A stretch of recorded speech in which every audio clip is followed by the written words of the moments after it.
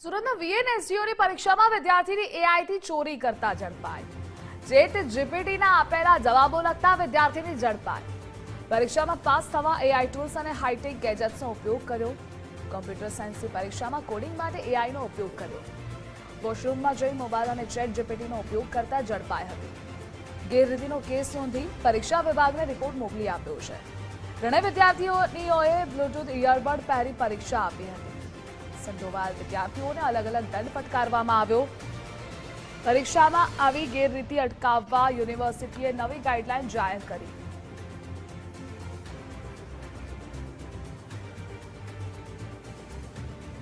અને આ મુદ્દે સંવાદદાતા રાકેશ જોડાયેલા છે। રાકેશ, હવે નવો આદેશ, નવી ગાઈડલાઈન શું જાહેર કરવામાં આવી છે યુનિવર્સિટી દ્વારા?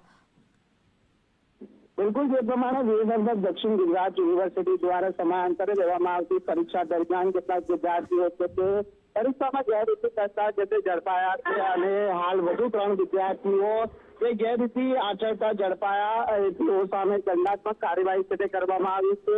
સૌથી મહત્વની બાબત બની એ સામે આવી છે કે આ વિદ્યાર્થીઓ દ્વારા એઆઈ ટૂલ્સ અને હાઈટેક ગેજેટ્સનો ઉપયોગ કરવામાં આવ્યો છે। કોમ્પ્યુટર સાયન્સની પરીક્ષામાં વિદ્યાર્થીએ કોડિંગ માટે એઆઈનો ઉપયોગ કર્યો હતો અને વોશરૂમમાં જઈ મોબાઈલ તેમજ ચેટ જીપીટીનો ઉપયોગ કર્યો હતો। કોડિંગના જવાબ મેળવવાનો પણ પ્રયાસ કરાયો હતો। જોકે વોશરૂમની બહાર નીકળતી વખતે જ જે સ્કોડ દ્વારા વિદ્યાર્થીને છે તે ઝડપી પાડવામાં આવી હતી। કેટલાક વિદ્યાર્થીઓ પરીક્ષામાં મોબાઈલ લઈને પણ આવ્યા હતા, તો કેટલાક મોબાઈલ બ્રાઇટનેસ ડાઉન કરી અને ગેલેરીમાંના પુસ્તકના ફોટોના જવાબ જોઈને લખતા ઝડપાયા હતા। અચાનક આવેલી ઝડપી સ્કોડે આ વિદ્યાર્થીઓને ઝડપી પાડી અને પરીક્ષામાં ગેરરીતિ આચરતા હોવાના કેસ છે તે નોંધ્યા છે। જે આ વિદ્યાર્થીઓ સામે આર્થિક રીતે દંડાત્મક કાર્યવાહી પણ કરવામાં આવી છે।